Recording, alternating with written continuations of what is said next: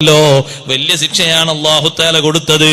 വല്ലദീന ഹും അശദ്ദു നത്നം മിനൽ ജീഫ്, ദുർഗന്ധം വമിക്കുന്ന ശരീരമുള്ള ആളുകളാരാണ്?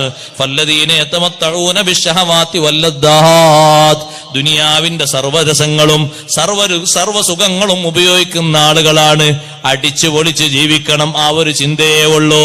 അടിച്ചു പൊളിച്ച് ജീവിക്കാൻ അനാവശ്യത്തിന്റെ A to Z അവരിൽ കാണാം. അനാവശ്യങ്ങൾ നടക്കുന്ന മേഖലകളിൽ അവരുണ്ട്. ആണും തമ്മില്, പെണ്ണും തമ്മില് സ്വവർഗരതികൾ നടക്കുന്ന സ്ഥലങ്ങളിൽ അവര് സജീവ സാന്നിധ്യമാണ്.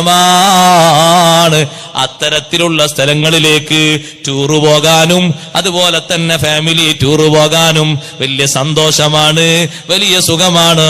അതിന് 10,000-ങ്ങളാണ് ചെലവഴിക്കുന്നത്. കണ്ടില്ലേ നിങ്ങൾ ഹണിമൂൺ ടൂർ യാത്രകള്?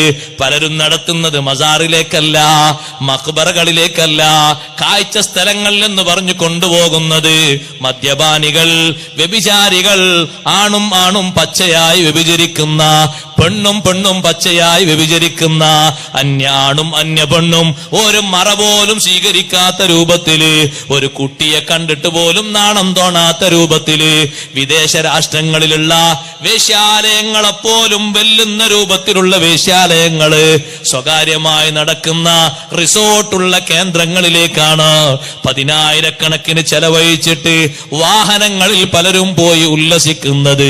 നഊദു ബില്ലാഹ്. ഉപ്പമാരെ, ഉമ്മമാരെ, പുതിയ ദമ്പതികളെ, പുതിയ കൂട്ടുകാരെ, നവവധൂവരന്മാരെ പറഞ്ഞേക്കേണ്ട മേഖല അതല്ല. അള്ളാഹുവിന്റെ അദാബ് വരാൻ ഏറ്റവും കാരണമായി വർത്തിക്കുന്ന സ്ഥലമാണ്. ദുനിയാവിലെ എല്ലാ അടിച്ചുപൊടികളിലും എല്ലാ സുഖങ്ങളിലും സംബന്ധിക്കണം. എന്തെല്ലാം സുഖങ്ങളുണ്ടോ അതൊക്കെ ആസ്വദിക്കണം. ഹലാലാണോ ഹറാമാണോ എന്ന ചിന്തയില്ലാതെ ഏതെല്ലാം സുഖങ്ങളാണ് ഓരോരുത്തരും ഉപയോഗിക്കുന്നത്. 2 മണി സമയം വരെ ഉറക്കമൊഴിച്ച് ചില വീടുകളിലൊക്കെ ലൈറ്റ് കാണുന്നത് വഅദ് കേൾക്കാനല്ല, നസീഹത്ത് കേൾക്കാനല്ല, മദ്ഹ് കേൾക്കാനല്ല. പലരും കാണുന്നത്, പലരും കേൾക്കുന്നത് സെക്സുകളാണ്, കോമഡികളാണ്, സിനിമകളാണ്, നാടകങ്ങളാണ്. നഊദു ബില്ലാഹ്. പ്രായത്തെ വെല്ലുന്ന വിധത്തില് ഈ സുഖങ്ങളൊക്കെ കൂടിപ്പോയി. ആ സമ്പാദ്യമുള്ള ആൾക്കാരെ പറ്റിയാണ് കോലം മാറ്റി വരുന്നത്. ഉമ്മമാരെ, നിങ്ങൾക്കിടയിലും അങ്ങനെയുണ്ട് ചില ബിസിനസ്സുകളൊക്കെ, ശ്രദ്ധിക്കണം. പഴയകാലത്ത് മുസ്ലിങ്ങളിലേക്ക് വെച്ച് നീട്ടാത്ത ഒരു കടലാസ് ഉണ്ടായിരുന്നു. ഇന്നും ആ കടലാസിന് വേണ്ടി പലരും തിരക്കൂട്ടുന്നുണ്ട്. അങ്ങാടിയിലും ബസ്സിലൊക്കെ അനൗൺസ്മെന്റ് നാളെന്നേ കേൾക്കുള്ളൂ, ഇന്ന് കേൾക്കൂല.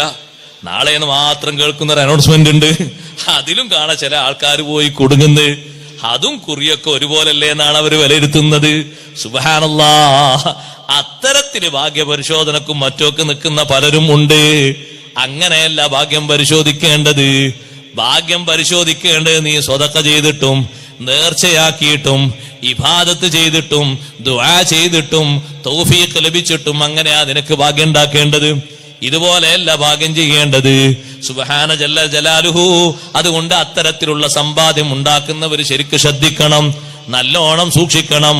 അഷ്റഫുൽ ഖൽഖ് സയ്യിദുനാ റസൂലുള്ളാഹി സ്വല്ലല്ലാഹു അലൈഹി വസല്ലം തങ്ങളുടെ കാലത്ത് ഒരു സ്വഹാബി മരണപ്പെട്ടപ്പോ എങ്ങനെയാ മരിച്ചത് എന്നറിയോ? മുത്ത് നബി തങ്ങൾക്ക് ഖിദ്മത്ത് എടുക്കുന്നതിന്റെ ഇടയില് ഉന്നം പിയച്ചു വന്നൊരു അമ്പ് ശരീരത്തിൽ തറച്ചിട്ടാണ് പടഞ്ഞു മരിക്കുന്നത്. ഉന്നം പേച്ച് വന്ന അമ്പാണ്, അയാൾക്ക് നേരെ വിട്ടതല്ല. പക്ഷേ വന്നത് ശരീരത്തിൽ തറച്ചു. എപ്പോഴാണ് ശരീരത്തിൽ തറച്ചത്? ഒട്ടകത്തിന്റെ പുറത്തു നിന്ന് അതേ വെയിൽ കൊള്ളാതിരിക്കാൻ കെട്ടുന്ന കൂടാരം അത് എടുത്തിങ്ങനെ മാറ്റുന്നതിന്റെ ഇടയില്, ആ ഖിദ്മത്ത് എടുക്കുന്നതിന്റെ ഇടയിലാണ് മരണം സംഭവിച്ചത്. നല്ലൊരു ചെറുപ്പക്കാരനാണ്. സ്വഹാബത്തൊക്കെ വന്നിട്ട് ആശംസ പറയാൻ തുടങ്ങി. ഹനി അല്ലക ബിശ്ശഹാദാ. രക്തസാക്ഷിത്വത്തിന് അല്ലാഹു തആല ഭാഗ്യം തന്നല്ലോ. ഈ ഭാഗ്യവിവരണം കേട്ടപ്പോൾ അല്ലാഹുവിന്റെ റസൂൽ വന്നിട്ട് പറഞ്ഞു, ഭാഗ്യവിവരണം അവിടെ നിൽക്കട്ടെ, ഭാഗ്യം പറയൽ അവിടെ നിൽക്കട്ടെ. ഇന്ന ശംലത്തല്ലത്തി അഖദത് മിൻ ഗനീമത്തി ഖൈബർ. ഖൈബറിന്റെ യുദ്ധാർജിത സ്വത്തിൽ നിന്ന് ഇയാൾ എടുത്തു വെച്ചൊരു പുതപ്പുണ്ട്. ലതസ്തൈലു അലൈഹി നാറാ. ആ പുതപ്പ് ഇയാളെ മേല് തീയാൽ ഇങ്ങനെ പൊതിഞ്ഞിട്ടുണ്ട്. നിങ്ങൾ ഷഹാദത്തിന്റെ മധുരൊന്നും പറയണ്ട, ഷഹാദത്തിന്റെ വലുപ്പൊന്നും പറയണ്ട. ഒരൊറ്റ പുതപ്പിനെ പറ്റിയാണ് മുഹമ്മദുർ റസൂലുള്ളാഹി സ്വല്ലല്ലാഹു അലൈഹി വസല്ലം തങ്ങളത് പറഞ്ഞെങ്കിൽ ഇത് ചെറിയ നിസ്സാര കാര്യമല്ല, വലിയ വിഷയം തന്നെയാണ്.